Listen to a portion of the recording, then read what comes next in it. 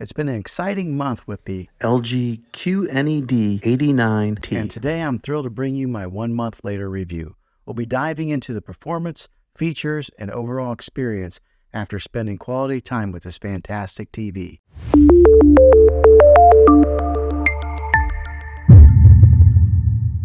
Well, hey guys, Juan here. Thanks for stopping by my channel and checking out this video. So if you're watching this, I imagine you're in the market to buy this TV here, or maybe you're you have purchased it and you're looking to get some of the specifics on it. Well, after owning this thing for 1 whole month, I'm going to give you my review on this and give you the ins and outs of it, and if I think that this has been a pretty good TV after using it for a month, because I think that usually takes about that much time to really use a product to tell if it's going to be good or not. So let's go ahead and dive into some of the review portion of this, and then toward the end of the video, I'll give you my final analysis on if it's worth it after using it for a month. All right, so first off, it does have that UHD quality that's on the screen here. Right now, I just got like a picture that came on the display here, which is a really cool picture, by the way. But it does have the ultra high definition, and if you're gonna buy a TV, make sure you get one that is a UHD TV. I think a lot of the TVs that are coming out nowadays, that's kind of a standard, but make sure that you're looking for that specific name set, UHD TV. I think just because you're a future-proof yourself if you do buy a TV like that. It does have that 4K quality, that quantum 4K processor core that's inside this thing, which makes it really good whenever you are switching from maybe an app to opening up an app. With that quantum core processor that is built into this TV, it makes it pretty quick to pull up any kind of movie or anything that you're looking to watch. So let's go ahead and pull up one of the menus here. And LG does have a pretty fluid menu bar that comes up from the bottom here. And when you first get this TV, it does come pre-installed with all your major apps that you probably use. So it does come with Netflix, your Prime Video, Disney, Hulu, Sling, YouTube, Apple TV. Those are already preloaded in there. Now, when I say preloaded, they're on there, but you do have to download each one, but you download it one time. Now, those who may not know, you don't get that app. You got to have the subscription to that app, but they are on there. But say you don't have a subscription to any of these apps on here, the good thing about LG is they do have some free content that they offer. So over here, if you can see, there is one that says CH free, and on that, it's kind of like their channel that has like almost kind of like open air TV. Okay, so if you look over here on the menu some more, there's one that's called Peacock. That's like their latest and greatest app that just came to the LG App Store, and it's got a slew of free content on there as well. It's got the Google Play Store if you are into that family there of the Google apps. It does have Vudu, Showtime, Stars, Redbox. Remember, we used to have to go buy or rent a DVD and then return to the Redbox store. Well, now you can just rent them right here on the app. It's got the CBS All Access, Spotify, so if you do want to listen to any type of music, you can do that right here on the TV. And then it's got a YouTube TV if you're into that. And then also just, well, the regular YouTube app below it. So it has pretty much all your major apps that you're probably looking to consume any type of media on. Now, one that it is missing is the Spectrum TV app, which for myself, that's how I watch regular TV.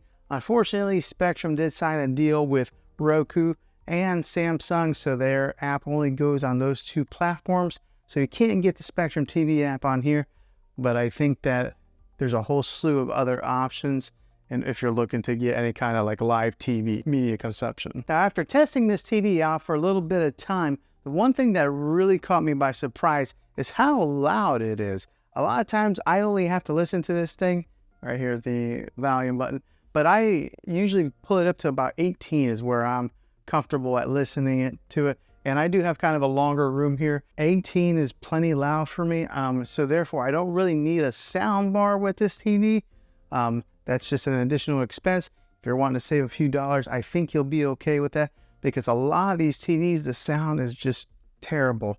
But with this one here, it performed pretty well. Now, if you do want to get some of those booming bass sounds whenever you're watching your action TV or anything like that, then yeah, look at maybe adding a sound bar to enhance your movie watching experience. But if you're just looking to save a few bucks, this TV, the sound in it will do just fine. Now, like I mentioned before earlier in the video, it does have that quantum core processor that helps push that 4K content on this thing, which is great because it gives you that nice, crisp, clear image like this one here that's on the screensaver. That quantum processor helps boost and makes those colors very vibrant and maybe reduces a lot of the noise that would be in an image. Therefore, it does also translate into video watching, giving you that really dynamic color that you're looking for. Also, with that quantum processor core, it upscales the 4K movie watching experience whenever you are watching any type of movies or TV shows that are broadcast in that 4K quality. And with that powerful processor that is built in there, if you are a gamer, it gives you that low input lag. So whenever you're playing any type of games that have a first-person shooter games or anything that's like maybe driving or maybe sports games where the ball's flying through the air, because of that processor, you're going to get better clarity and it's going to be able to interchange with the motion of those games, giving you a very pleasant gaming experience. Now, another good thing with this TV is the thin bezel that is all the way around, making it really nice for your decor, because a lot of your TVs that are coming out nowadays, they try to go as thin as they can on those bezels. This one here does a pretty good job as far as being able to maybe match into your decor. Right now, I just have it sitting on top of a dresser. There are 4 screw holes on the back, so that way you could mount this on the wall if you wanted to. Now, let's talk about the back a little bit more and just talk about the inputs that it does have. Okay, so on the back of this thing, there is a USB input in case you're wanting to hook up any type of media player to it. It does have 3 HDMI inputs with that ARC HDMI in case you're wanting to hook up, one of your game systems like an Xbox or a PlayStation to this.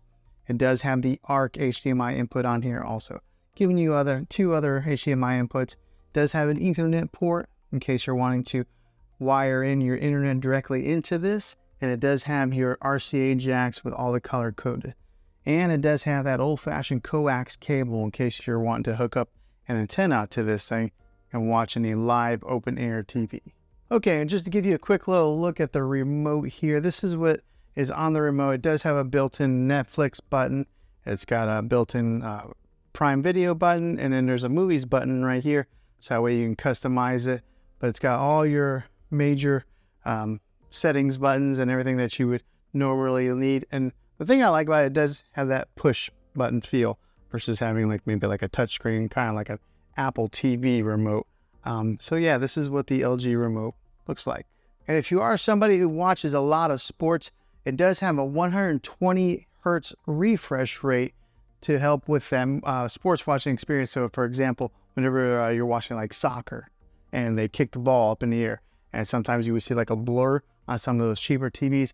With this one here, because of that refresh rate, it's nice, crisp, and clear as it's going through the air. So if you're into sports watching, this would be a good TV for you. And on the smart end, it works for all your major smart devices. So it works with your Google Assistant, your Amazon Alexa, and Apple HomeKit. I ended up setting off my Alexa device anyway. So it does work really well with all your smart companies. The good one is Apple AirPlay is built into this. If you are an iPhone user, you're able to mirror your iPhone to this TV. And I did make a video on that, and I can put that in the description down below if you're interested in doing something like that. Now, I did talk about the audio earlier in the video, but this one does have a 2.0 channel when it comes to the audio, boosting about 20 watts of power.